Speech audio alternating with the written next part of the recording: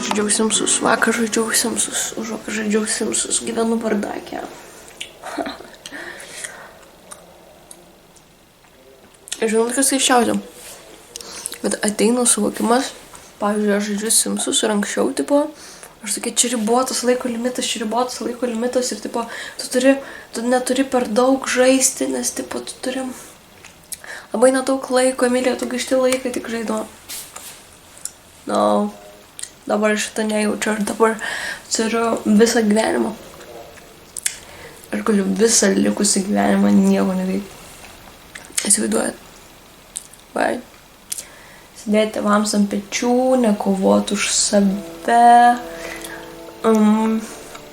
Viskas, kova baigės, aš pralaimėjau. Tai va. Aš nežinau, ar aš juokauju dabar, net žinokit. Aš tiesiog esu dabar tokia keista būsenai, kad